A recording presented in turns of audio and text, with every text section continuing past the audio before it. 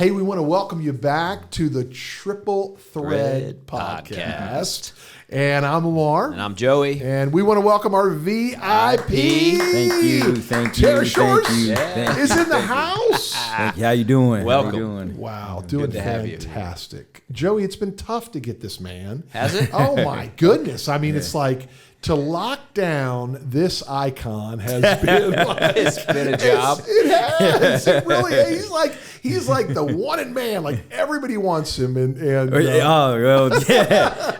It's good to be wanted. I wish someone had told me that. So at least that's what his wife has told me. Okay. Sweet friends Deanna, his wife, and Marianne and I have enjoyed friendship with this couple for a long time. But Terry, welcome to the podcast. Hey. We're grateful that you're a part of this humble day. Humble to be asked. Humble to be asked. Yeah, so we want to know about you. Like, I know something about you, some things about you. Joe's going to learn some stuff about you, but we always like to ask those in the VIP seat, the very important podcasters, just kind of take us down memory lane, kind of give us some background on where you grew up, what growing up looked like, where you went to school and all that, so we can get kind of a good grounding for where you are. Yeah, well, Middletown, born and bred. Midi, class 97, so I may have just dated myself. 10 years after me. Yeah. Wow. If I was asked to describe myself first and foremost, I try to be a man of God. I emphasize the word try because I always say it's better to humble yourself than to have God humble you. So I always emphasize the word try, just reminding myself, letting myself know that, hey, I've never quite made it.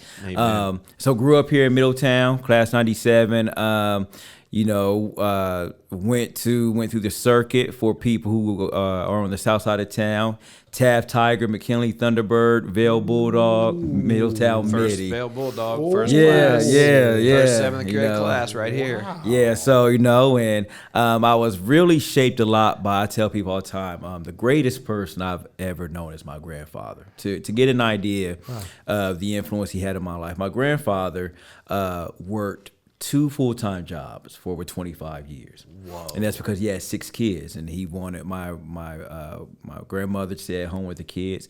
And so I would see my grandfather, you hear the stories about it from your mom and your aunts, but I would see these times when my grandfather would literally climb up the steps because he was just so exhausted. Like literally climbing up the steps to go to bed. His day started at 5.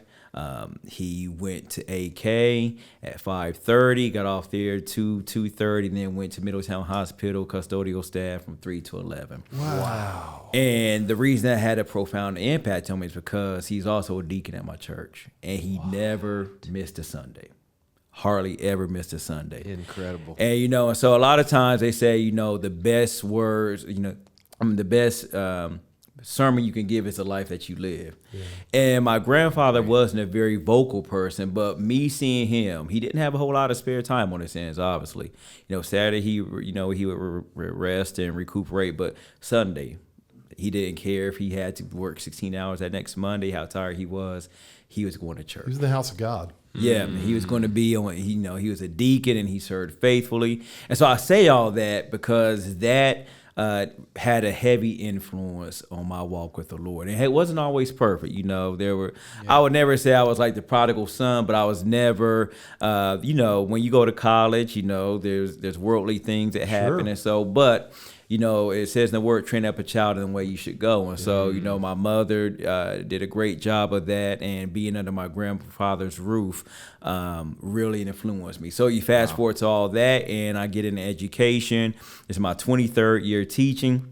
Some days it feels like it's my 83rd, but we're getting to that point in the year where it's almost time for school to be out. So you see the big smile on my face. Sure. It's a good thing you asked me to be on this podcast in May, not in March. I don't know. Different story. It would have been a different story, and that's how I came across you. I had the pleasure of having Luke in my class, and so. So that's pretty much me in a nutshell. Husband, father. I'm a pastor. I serve on the ministry team at Faith United Church here in Middletown, and I co-pastor with Kevin Aldridge with Church on the Rock as well. We know Kevin. There you go. We know Kevin. Yeah. This is incredible, and so much. I mean, you just you just dropped it on us, like from grandfather to, education to watching all that, 23 years in it, which is saying a lot in itself, and pastoring as well. And this is a beautiful thing. And I want you to unpack for our listeners, because I've watched people like you, Pastor Bailey, who I love and respect, Kevin Aldridge. These men have come together in a unique, it's a very unique, amazing thing that's happening at a place behind, if we know where Central Pastry is. Oh, of course. Yes, How do right you behind not know? there. God is doing not just a work there, but using that place as a platform to do work all through. So take us back. First of all, I'm very interested. Your grandfather, give us his name.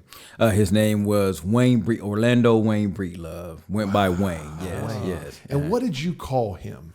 I called him Pawpaw, and then when I was older, I called him Grandpa. Wow, Pawpaw. Pawpaw. And so his impact in your life, that man in your life that showed you not only providing for family, but showed you that there could be excuse to stay away from church community, right? Yeah. But he didn't. He didn't, yeah. And that is, again, my grandfather was a man of few words, but the way he conducted himself, my grandfather is one of those people, if you had a problem with my grandfather, said more about you than it did about him. And so he was a quiet man, very likable. But again, like you said, the thing that I learned is, providing for family and commitment, and selflessness. You have to be a selfless person to say, hey, I'm going to work 80 hours a week. Good. I mean, when you just say that out loud, 80 hours a week, so that my family can be provided. And he was the rock for our family, him and my grandmother, because my mother, my dad, they fell on hard times. So we spent I spent a lot of my childhood out in West Middletown, living under their roof. And there were times where, he had bought this house out in West Middletown back in 78, 79, 4-bedroom house. There were times we had me and my family. So it was me, my mom, my dad, 2 siblings, and my Aunt Norma and her 2 kids, and my grandma and papa, and they made it work. And so that commitment to family is one of the biggest things that had a profound impact on me.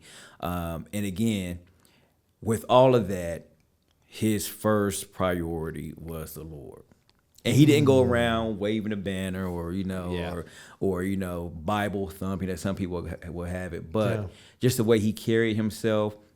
And, they say, you can tell a lot about a person, how they spend their time. The free time he had, he made sure it was committed to the Lord. And that was back in the day, that we might have a Sunday service, and then we might be fellowshipping with the church in Dayton at 6, and we are up there at 6, and we're staying there till 9 and getting back at 9:30, 10, and he's waking up at 4:30 in the morning to do it all. And so all of that had a profound impact on me. And like I said, my grandfather, I'm fortunate, a lot of people, they have people they admire from afar. I am blessed and fortunate to say that the greatest man that I've ever met, I got to be up close to him, and my grandfather. Wow. His last name, Breedlove. Yes. Breedlove. Now think about that. Yeah. The love that he bred through his life, love for the Lord, love for his family, love for the church community. Yeah. Did he, Terry, I'm interested, was he alive long enough to know that you were pastoring as well as teaching? He was. He actually came to one of my first messages. And, the thing about my grandfather, man, is he, I found out later, he talked about how proud he was, but he was so nervous for me, and I could tell. Was he? Yeah, he was so nervous, and but he was there, and he knew, and he knew he had a profound impact on my life. And so I'm blessed that before he left this earth, he got to see, he knew that I was pastoring, and he knew the impact he had on me. Yeah. And he sees, we often, I think, forget about, as Scripture says, I think it's in Hebrews, that we're surrounded by this great cloud of witnesses. And it's like they're cheering us on. I often think this, I often think they've got to be able somehow for God to allow them to see the the great things, right? Yeah. Because if Sure. tears of eyes are wiped away, they can't see when we're screwing up, right? But I really, there are times that I'm like, I really feel like my grandparents, I feel like my dad can see some of those. The God just kind of gives them a little peek. Yeah, a little window. I like that idea. Right? Yes. Right? I say, I say that all the time, like even with my mom and, my kids and, my mother passed away a few years ago and, some people, sometimes they'll casually say, man, if your mom were here to see this. And it's funny. I gave a message one time at United Missionary Baptist Church, and the pastor there, Kendall Wright, his wife Marva Wright, was very good friends with one of my mom's best friends. And so when I saw her there, it was kind of emotional, and she's like, I'm your mom here today, and I remember after the service, she's like, your mom would be so proud if she was here. I was like, she was here. Wow. Yeah. I was like, she was here, Absolutely. And to just go to your point, I believe that the Lord does allow our loved ones to see the glimpses of the impact that they've had. Yes. And, I just got to believe that. I believe if heaven is a place of joy and happiness, that I just have to believe that the Lord is lit and him see the effect that that they've had on their loved ones, that they're doing well, and so So take us. We're going to get into education because this guy. The amazing thing is when I think about this man, mentor, teacher. He's had to be a father figure to so many. He's had to be a psychiatrist, I'm sure, a nurse, a doctor, a coach, because he's coached as well, and maybe still coaching. But take us first, because I think it's so unique. Take us to faith. Take us to Faith United. Take us to Church on the Rock. Because it's a very unique thing, and I want our listeners to hear how this community is working together. Yeah. So, I started. It's a unique situation because I came in under Kevin Aldridge, and we're practically the same age. So, whereas Pastor Bailey is my spiritual father. Now, which Kevin Aldridge? So there you go.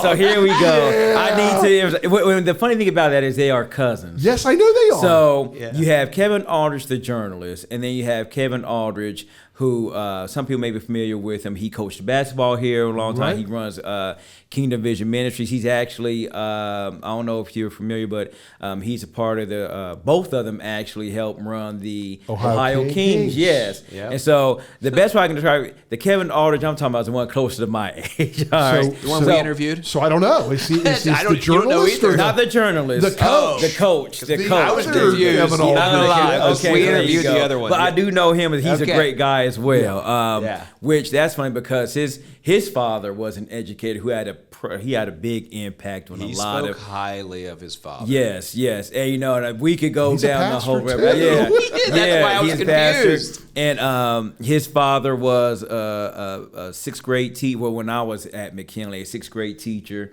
and so the impact he had. But we could go, so I won't diverge down that road. But the younger Kevin Aldridge.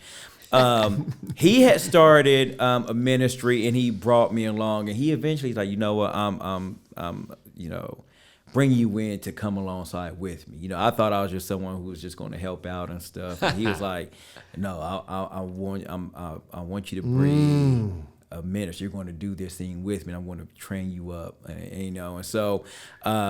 Pauline Timothy model. Yeah, and like I said, it's a weird dynamic because we're the same. In fact, I'm a few months older than him. Like I graduated in '97, he graduated in '98, but he has been ministering like at a young age. He accepted the call, like when he was 16, 17 years old. Wow. So he had started ministry, Church on the Rock. We've gone through different iterations of it. And I'll be honest, it's been a challenge. The people that we try to get, these are people who aren't necessarily churched, so to speak. These are people who they know that they love the Lord, but, the traditional church setting. So we've had a lot of, fluctuation and going in and out. And so, but he brought me in. I was pastoring with him, Church on the Rock. And we, small church, always looking for locations. So then this is where Pastor Bailey steps in. Right. And, quick backstory, Pastor Bailey and Kevin Aldridge, The younger Kevin Hall. Yeah.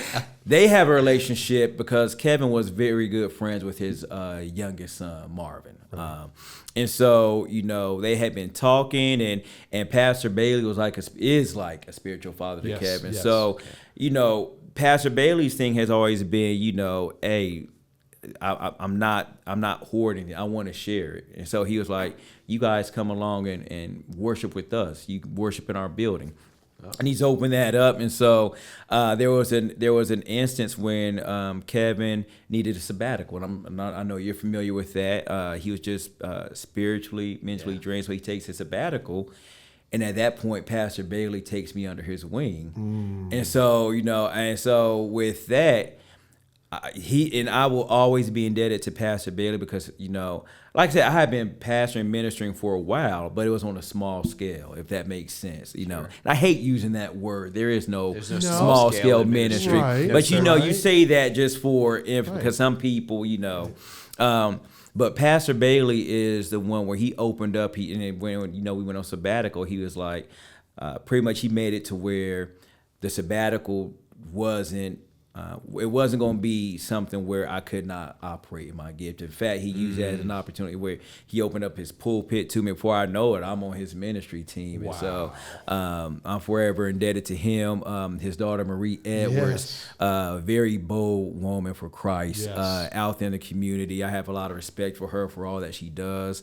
On top of being a mother, on top of running CBI, she does so many things. So, make a long story short, to get what you're saying, that is how we came to Faith United, where, through relationship, really. And where Pastor Bailey was saying, hey, I'm not trying to hoard this. Whatever is mine is the kingdom's. There's a guy Jared Davis, he has a great saying. He said, we're not into castles, we're into kingdom building. Oh, that's so good. Whereas with castles, you just worry about your own territory and the kingdom. And so, so that is how you become a part of a ministry team and you co-pastor at another church. Yes, so, that's incredible. So you guys still meet under the same roof? Yes. Mm-hmm. And it is an amazing thing to see. And Michael Bailey he served with me way back in the day. We served as chaplains together. Mm-hmm. Oh, wow. He's been such an encouragement as Luke came through Middletown into the high school. He was an encouragement there because he was an incredible leader there and served for a number of years at Middletown. And so, and Marie's one of those that we'll get her on a podcast because she is an incredible, CBI here in the city. CBI. What is that? You want Community Building Institute. Okay. And so pretty much what they do is just how it sounds. Okay. A lot of our underprivileged kids, in the community, they make sure they do a lot of things with that segment of the population. Quite honestly, a segment of our population that can easily be forgotten. Yeah. And she works with the organization where they make sure that their needs are being met, that they're having someone to reach out to. And so she does a great job of reaching out to those that would be otherwise forgotten. And so, like I said, I have a lot of respect for her. And Verlina was in that spot for a while. Yes, Miss Verlina, and she just recently retired. Yes. So Marie's also a pastor and shepherd at Faith United Church, and just a gifted young lady. Her husband is also in education. Yeah. Her husband's Key Edwards, and what's his title in the district? So he is the director of human resources. There you go. I saw him the other day, and he I've told him he's one of those. He's been instrumental in my development as an educator as well. It's funny because Middletown is such a small knit community, and so growing up, and I was telling people, especially when I got towards the end, I was like, I'm going to be a teacher, and I was like, oh, they're like, that's great. You should go talk to Key Edwards. It's like everybody said, go talk to Key Edwards. Because it's crazy. I'm kind of jealous. He's just a few years older than me, but looks way younger than me. So, but he was always someone where people would say, hey, reach out to him. And I will say, whenever I've had any questions or anything, and quite honestly, there's not a lot of African-American men in the field of education. So a lot of times, even going back to the older Kevin Aldridge, seeing his father, it's like, okay, that's attainable. Yes. Seeing Key in the area that he's in, it's like that's attainable. Yeah. So that was always a big deal for me as well. And so that the Edwards family, they've been great. And it's an interesting dynamic because Marie and my wife were actually like best friends growing up. Yes. So that throws another wrinkle. Like my kids call her Aunt Marie, and they say Uncle Key. Yeah. Yeah. So Wow. So it's an interesting, it's interesting dynamic. Yeah. And I'm really blessed that my family is surrounded by good families in the community. You don't take that for granted. Yeah. Hey everybody, I'm really excited to announce that Dirty Big Secret is now on Amazon. That's right. It's now available for your friends and family, people that you work with, people you go to school with. Tell them about Dirty Big Secret. It truly is a life story, my life story about the need for you and I to be in community. And so I would so appreciate you telling people. I would also appreciate if this has meant a lot to you. I know a lot of you have told me how much it's touched your life. If it has meant something to you, would you please give an Amazon review, because that just helps people see the opportunity for them to pick up the book. So please help us out, get the word out, go to Amazon, tell your friends, tell your family. So excited. You can look at the link below. It'll take you right to that link. I'm excited. Woo! Celebrate with me. Dirty Big Secret, the need for community. It's real. Blessings to you. So speaking of community, your impact on generations.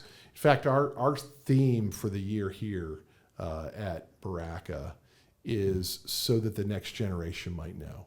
And so for 23 years, you've been in education, and kind of give us that snapshot. Always in middle school. How did it begin? Yeah. So it was very interesting. But Where'd you graduate from, by the way? I graduated college? from Miami University. Love and honor, baby. Yeah. But hold on, hold the phone. Miami, love and honor. Yep. But just ask him. Ask him what? Football. Who he likes in football, Joe? Yeah. Who's your football team? OH. There we go. OH. Hey, There we go. I know it's bad. Like, actually, when I went to Miami, there was a year they played Ohio State in football. And I was like, you know what, man? That wasn't even funny. Well, it's like, I'm paycheck. I'm like, Miami, they're getting my tuition. They don't need my loyalty. That's right. Like Ohio State's gonna be around for a while. But yeah. So I graduated from Miami. We're all Miami grads. Yeah. By the way. Oh, there you go. Love and honor. So an interesting thing a lot of people don't know, I actually started out my career at the high school. And something just didn't feel right. And like a few months into it, I was like, this isn't me. Like, I can't see the rest of my life doing this. Yeah. And so what were you teaching at the high school? I was teaching freshman and sophomore world history. And it was just kind of a flux how I got hired, and I kept getting and everything. And looking back, it's one of those things where I'm like, sometimes, and I'm sure you guys have been in this place where you look at things, you're like, did the Lord order those steps, or did the Lord just work that out for you? Because part of me, so because a part of me is like, I've always thought like, should I have stuck it out? But what happened though? It led me to where I am, because what happens is this lady, Brenda Long, great lady. I remember going to her and like, Brenda, like, I just don't think education's for me. And so she was like, well, Terry, hold up. Let's try this. You said you did your student teaching in the middle school and you loved it, in Hamilton. And so how about, before you just give up on it entirely, why don't you try subbing down at the middle school and see if you like it? Good for Brenda. Yeah. Yes. Right. And so I said, okay. Good for I was like, everybody. I've spent all this time in education. So I go down to the middle school, have a couple of long-term subbing assignments, love it. Fast forward 23 years later, I remember, and I'm there. And so, let me ask you, That's interesting. For the Brenda Longs of the world, I mean, you've probably had this conversation with her after the fact, right? I did, yes. Think about that. Yes. I don't like it. It's not jiving. I don't feel it. But here's a lady who has an incredible voice to you and says, wait a minute, Terry, wait a minute. So that tells me she saw something in you. Yeah.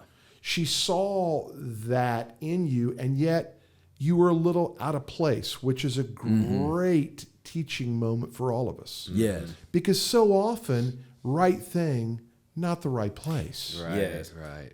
And when God orders our steps, and when God puts those desires in our heart, we say it a lot. We're like, look, we're not smart enough to have those desires, those things that we dream for.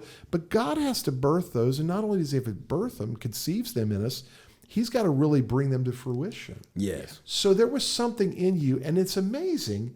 You go from the high school, you go immediately back to the middle school, and you're like, I love it. Yeah. I'm home. And you know I what's, love it. Yeah, and it's funny because a lot of times people have it, they just say the other way around. They're like, most people want to leave the middle school and go to the high school. And the interesting thing about that is, in between me deciding whether I wanted to do it or not, I started working at the Y. I was like, well, maybe I get into the Y. And as working at the Y, being a building supervisor, that's when I hooked back up with Kevin Aldridge. And that is where we connected. There you go. Where because he was working for his church, doing something in youth at his church, and we had grown up to in high school, and we were pretty cool with each other, and so it was through me working at the Y after I had quit the high school is where I linked up with Kevin. So it's funny as I'm talking, I'm like, maybe this was the Lord's plan, because through that, I linked up with Kevin, who I've been, in ministry with for 15, 20 years. Closer to 20 years.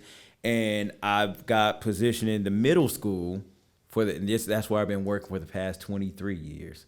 The YMCA, baby. Wow. Yeah. Here's what's crazy. I just thought Grew of up this. at the Y. So a young man named James Luke Farrell that you mentored him, taught him. Do you know the YMCA was very pivotal for him? When he went to the YMCA as a day camp counselor, he met Brittany Bottles, who became Brittany Farrell. So at the YMCA, he met his wife. Wow. And so God would take you back to the Y to just ministry place you in with Kevin. Yes. With the young Kevin. Young Kevin. Shout out. I'm still young confused. Coach Kevin. Not going to lie. Yeah, I'm still We'll just say Coach Kevin. Coach Kevin. Yeah. Yeah. So that's incredible. But why? It just intrigues me. Okay. What do you think in your mind? Why middle school? Why did it grab you? What was it? What was there that was so different than high school for you? So, and that's a great question. And so I think a part of me, when I graduated from Miami, I'll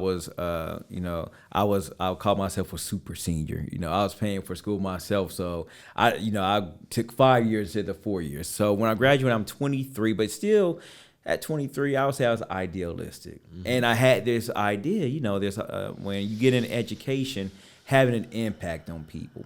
And, with high school, not against high school, but and I don't know if it's just because I was too close to their age, I just didn't feel like I could have an impact. Whereas immediately, I remember in middle school, like even when I was doing my student teaching, like middle school kids, and I always gotta preface at the high school, no kid ever was disrespectful or anything like that. It was just I just didn't feel it. And looking back, I was like, and it's funny because if my son said something like that right now, I'm like, oh, that's not a good reason. But I just didn't feel it. But when I went to the middle school, it's like those kids gravitated toward me for whatever reason. I just felt like I've always been able to have a bigger impact, a bigger influence on middle school kids. And that, like I said, graduating when you're 22, 23 years old, you still have this idealism about it, and you're like, that's what you wanted to attain. And so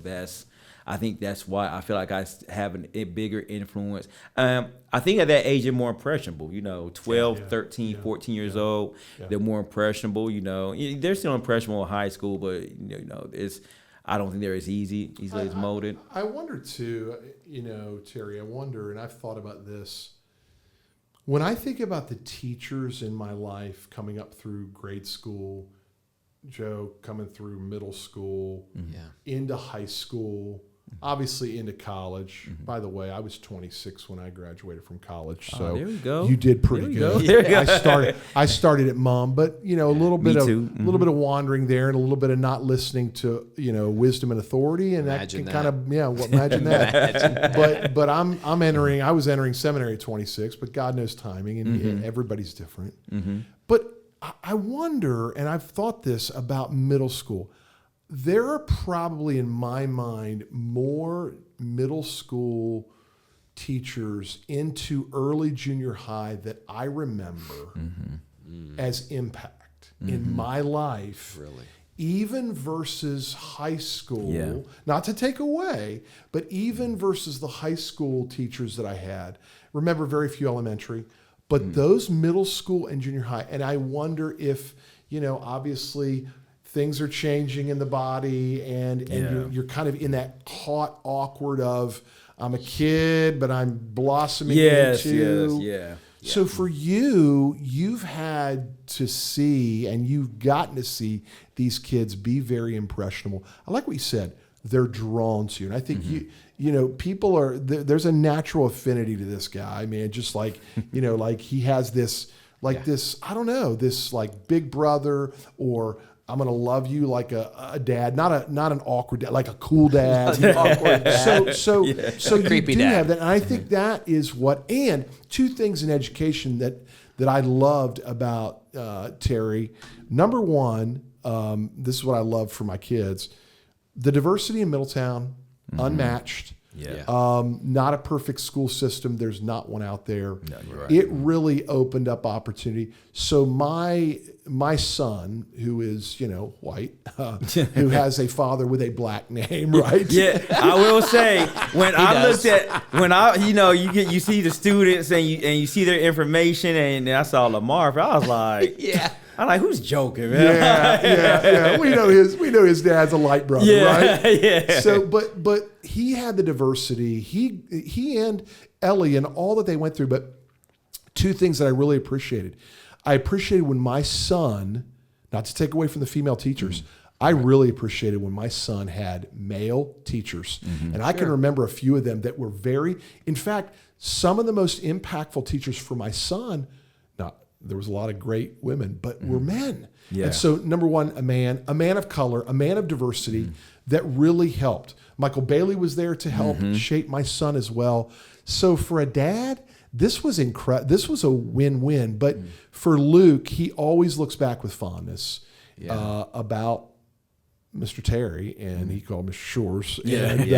And I look back, and I'm so thankful. I've thanked you over and over and over again, but I think on air, I want to again say to you, thank you for the investment that you made in my son, which is not always easy. These kids are coming to you, man. You are seeing a different generation. Yeah. And it's not, it's got to be wearing, and it's got to be toil, because it's a different world, right? It is, yeah. Post-COVID even. Oh, yeah. Drug culture, all Yeah. these things, you're seeing some tough things. Well, it's funny because it's a blessing. Like I always had these I feel old moments when the first day of, or when open house, and an adult will look at me with their kid and they smile at me. I'm like, I know you, don't I? Wow. And they're like, you remember me, Mr. Choi? They'll say their name, and I'll look, and I'm like, my kid is going to have you this year. Whoa.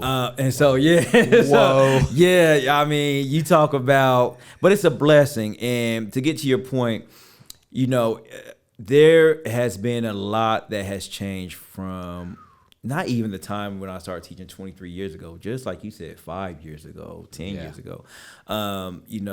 Education is impacted by societal norms, whether people want to realize it or not. And so I love what you said about all the different hats that we wear. And I don't know if I think I've shared this story with you before, but a lot of people are probably familiar with Jalen Marshall. Sure. And I coached with his father Richard Marshall. And so one day he invited me over. This was before Jalen was going to Ohio State. It was after his senior. We were watching bowl games, and he had a friend over, and I had, this friend, he knew Richard, and he knew my family. So he'd always joke with me like, "Sure, you still teaching?" I'm like, yeah. He's like, "Man, that must be a great job being a teacher, have your summers off and having easy." And then, but Jalen's dad, Richard, stepped in. And I always love it when teachers don't have to defend themselves on other people. See, right. Richard jumps in and he says, "Well, so-and-so, if this was like it was when we were in school," but he's like, "This isn't the 70s or 80s anymore."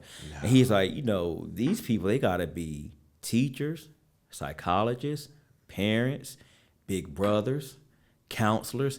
And it was just so refreshing to hear someone say that. And I say all that to get to your point that when if I'll be honest, I've had this discussion with people before.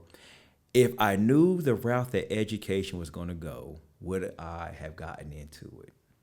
Because when you go into education, they do the pedagogy. They teach you how to teach. Right. They teach you the content. And they even give you some scenarios, but they don't teach you about how society will shift the norms. Right. To where now you have to, where things that people would not have thought about doing 10 years ago, now as people don't blink twice. Man. And I would like to think that I would, just because I do feel like the Lord has used me to impact people, but it's easy for me to say that in hindsight, And to get to your point, it has been a big shift. But, I have a Post-it note on my desk, and I look at it every now and then, and I wrote on it one day. I said, "Do you want to be comfortable or do you want to be used?" So good. Do you want to be comfortable? So good. Or do you want to be used? And a lot of times we as people of faith will say, "Lord, use me." And then when the Lord puts you in a place to use you, you're like, whoa.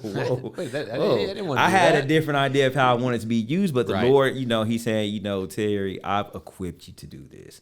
I have never put you in a place that you're not equipped to do."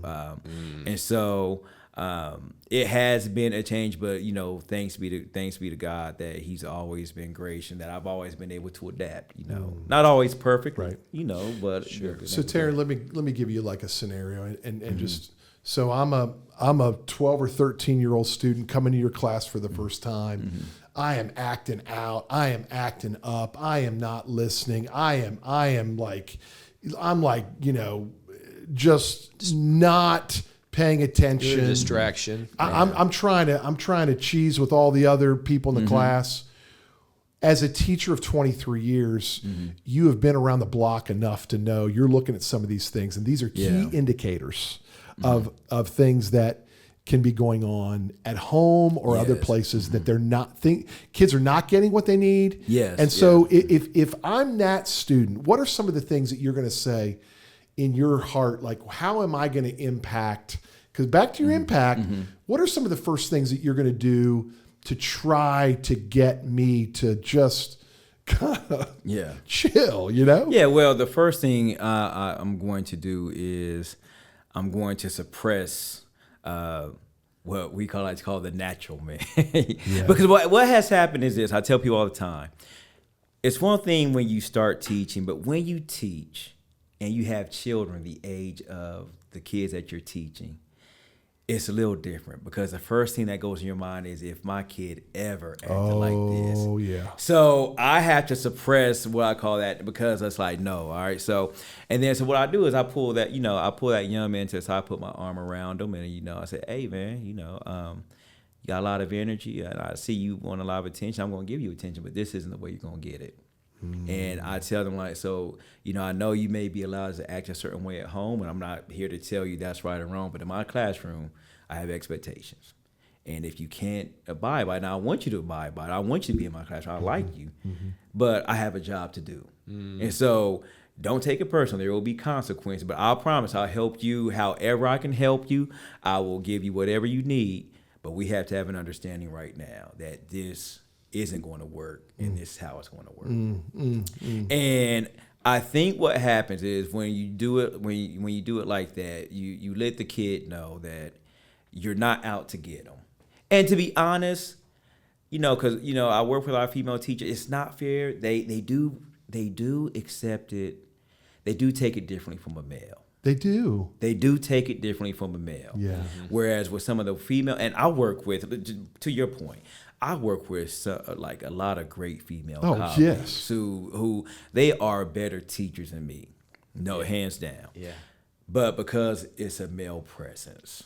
It's a father. And that's what it is. You know, when I was younger, it was, the older brother effect. And, 30 pounds ago and a lot less gray hair ago, And the 40 was the 40 speed a little bit different too? Yeah, the 40 speed was a lot different, So they have a crush on you and then you can play with. But then as you get older, you start seeing that a lot of them are looking for that male presence. Yeah. And one of the things I always tell people is, we need more male teachers to show these men how to be good role models. We are just as important for the young ladies because for a lot of the young ladies, they have no, I won't say they have no, but they haven't quite been taught what the expectation is in their dealings with the man, how a man should treat them. So, a lot of times, and it's funny because, I even this year, every year I'll have students who will come up to me, toward the end of the year. They're like, Mr. Shores, I was scared of you at the beginning of the year. I was like, well, I didn't even do anything. Like, I never screened or I never used. And they were like, you just looked scary. And I'm like, really? Wow. But I know what that is. Yeah. They're not used to a male presence. They're not used to a male presence. They're not used to a male That's presence. sad, isn't it? Yeah, it's sad. And so they don't know how to take that with what limited interactions. And so all of that to say that, you let them know.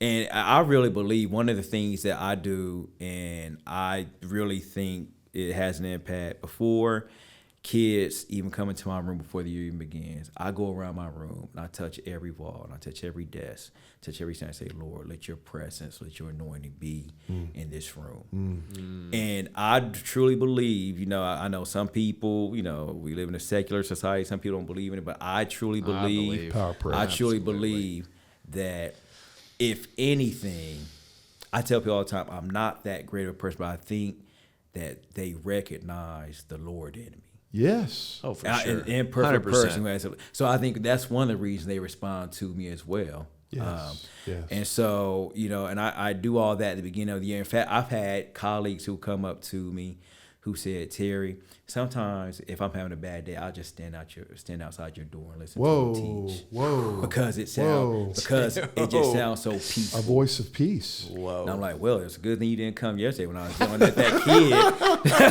kid. The Lord of his timing, because you might, but and so I really think that a lot of that is they're responding to the presence of the Lord in my life. And it's powerful as we, again, bring all of this as we run out of time, but without throwing my son under the bus, there was a seminal moment in his life that you were a part of.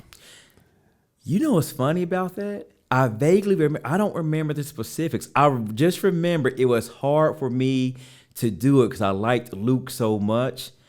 But I had to do it, and you've alluded to, and I've honestly, sometimes feel bad because I remember the incident, but I don't remember the exact situation. I do remember there was a time, because Luke was such a good kid. And I remember telling him, like, Luke, I have to do this. But I don't remember the exact thing. You might have to fill me in on and remind me. Without throwing my son under the bus and driving over, I remember he had made a bad choice within his peers. Mm-hmm. And I think it really was kind of for you saw it happen, you knew, and you were like, man, I'm gonna love you enough to bring the difficult to you. Yeah. And Luke will always go back to that and say, that was a moment where Mr. Shores loved me enough to show me that my action was not right. And you look at that and you're like, that's a gift from God. It kind of goes back to the old neighborhoods where everybody talks about, man, when you were acting up, it didn't matter if it was your mama. She was going to smack you if she needed to. Yes, that doesn't happen today, we know. But God used you in a powerful, powerful time in his life. And he's continued to use you to impact generations, like you said, generations. And truly you're a gift. Deanna, your wife, and your kids, and you mean a lot.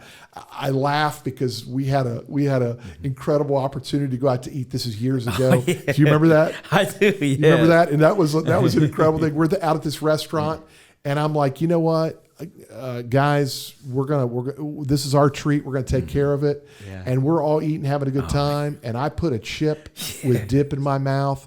And the next thing I know, you guys are sitting across the table from me, and I have this like ghastly look on my face. And Marianne's like, "Are you choking?" And I'm like, There was something in my mouth, literally from that chip dip, and I spit out a man's ring. Ring. And they were like, "What?" And I was like, "Come here to our waiter." And you remember that day? Yeah. You remember the blessing of that day? I was impressed because you really, more than anything, you showed the grace and the presence of God, how you handled that. Because I tell you what, Somebody's a lot of hands people have been in that dip. Yeah, there's a lot of people who would have handled that different, but I remember you handled that so well, and that was probably that may have been the biggest message that server got. And I remember, he took one for the team. We got the meal for free. The whole meal. The whole meal. And dessert. Yeah, and dessert. That was worth it. And I was, me being me, I started looking for all kind of jewelry. I'm starting like, "Hey, baby, throw your stuff in this artichoke dip real quick." I love Like, it. we about to have dinner next week. Good day to pick up the tab. So life is messy, right? And it doesn't always end up. But boy, God has put and orchestrated incredible things using you in the lives of people. You're not only a mentor to my son, you're a friend to me. You're a beloved brother. You're a fellow pastor. You really are making an impact on this thing that we call community. Joe, what you thinking? This has been a great time. You talking about your grandfather, I just kept thinking, I heard this quote this past week: "A difficult life is the only way to good character, to strong character." And I'm like, exactly what you said there. Yes. What not a always blessing. easy. Not always Definitely easy, not always easy. He confirms something too, whether you know it or not, from a pastor to a pastor. He said something about comfortable. What was the quote you said? Do you want to be comfortable or do you want to be used? Used. Okay. And so I've been working on this series for next year. It's called Uncomfortable. So that was a confirmation today. There you go. There you Love go. uncomfortable. And I have to remind myself of that constantly, do you want to be comfortable? You could have the great kids who don't do anything, but your ministry opportunity is right here. Yeah.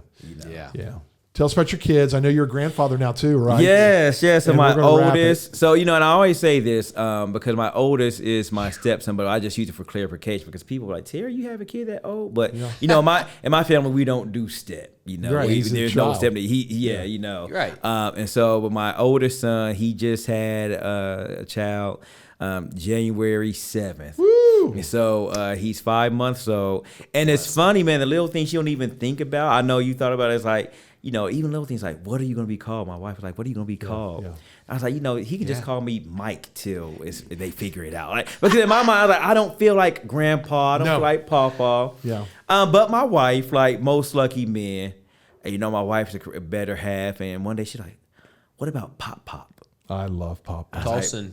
I love Pop. And I was like, Pop Pops. Yes. I like that. And you know what I call his wife, Deanna? She is awesome sauce. So yes. That's a good one. Pop and awesome sauce, right? And awesome sauce, So having a grandson, and then my son, Caleb will be entering his senior year. And the thing that I have had to, and I'm sure this is universal, is we kind of have what we think the roadmap we want our kids to take. Yeah. And they don't always want to take that path, and Rarely. and rarely, I'm blessed because I'm always getting like emails and stuff and teachers who are saying, "We love your son." He said, and I'm like, I always say that's a kiss of death because that means when I get a great email from someone, he's going to do something to drive me crazy. And so, but he's a great kid. Pastor Farrell has known him. For him and Luke are kindred spirits. Like he has the same type of spirit that Luke has. He's a great kid then. Yeah. I love he Luke. is. And, he's at this age where we're trying to, I would like to see him be a little more assertive in some things, but sometimes, I was telling my wife, like, maybe he has it figured out and we don't. We're all rushing to do this. And, like, he's going to be a senior. He's not in a hurry to get his license. He's kind of, I'm like, okay. That's and, okay. And it's like, but maybe he has the right idea, So, and then, Dana. Oh, wow. Going on 31. Yeah, going on 31. The youngest one in the house, the most expensive. Yes. But it was kind of cool because my daughter, we live in Springboro School District, and she went a couple years to Springboro. And then, her 7th grade year, I teach 7th grade, so going into her 7th grade year, last year as a 6th grader, she's like, Dad, I want to go back to Middletown. I was like, you sure? I'm like, because... I know the type of student you are, baby, and hey, Middletown's been good to me, but you can be easily frustrated. And she's like, I grew up with these kids, I know. Wow. And then she's like, and Dad, I kind of always had this idea, wanting to ride in a school with you. Whoa! And you better believe as soon as she said that, like, baby, we got. I filled that paperwork out real quick. That's awesome. So and she loved it. Were you her teacher? Now that I've always stayed away from all 3 kids. Right. I didn't want to be. I think my daughter wouldn't have minded. Caleb is just so even killed later. He wouldn't have minded. But I always try to stay away from that. I get that. I see that. Yeah, I always felt like it would put them in an awkward spot. Like if Mr. Shores get on someone's nerves, and then you don't want to have to hear like Mr. Shores get on my nerves. So I tell people all the time. As we've moved since 2016, we've lived in 4 different school districts. Because we sold our house, we moved out very briefly to Town East Apartments, which is Lebanon School District. And then we had our house built. It was in Franklin. Sold the house real quick. Yeah. Until our other house was built, we lived in Liberty Springs, Lakota School District, and then we moved to the house we are now. It's a lot. It's a lot. Yeah. My son has stayed in Middletown the whole time. No kidding. My daughter, and my daughter was proud of her. She's like, I want to stretch myself. She pretty much like, I want to be challenged to see what's out there. She went to Springboro and she came back. And so I tell people all the time, like people think Middletown, and again, Middletown is different. We have our challenges. But I have 2 kids who had plenty of opportunities to go elsewhere. Absolutely. And they came back. That's absolutely. Awesome. So, and pretty much what you say, I always tell people about Middletown, if you can do well here in Middletown, you can do well anywhere. It's not because like, you made it out the jungle type thing, but just like you said, the type of diversity, you'll be able to relate to any and everybody. Yes. So that's my plug for the school district. I know sometimes we get a lot of slack, but again, as an educator who grew up here, born and raised here, came back here to teach, who have children who had the opportunity, still have the opportunity to go to other places. Yeah. They stay in Middletown. So thanks for being a mighty Mitty. Yeah. Thanks for being a man of God, and thanks for being a friend. Yeah. Take us out, Joe. All right, folks. Thank you, Terry, for being here. It was a pleasure. It was a real pleasure. I was humbled when I was asked. I was honored. So don't forget to like. Don't forget to share. Don't forget to subscribe. We'll see you next time. God bless.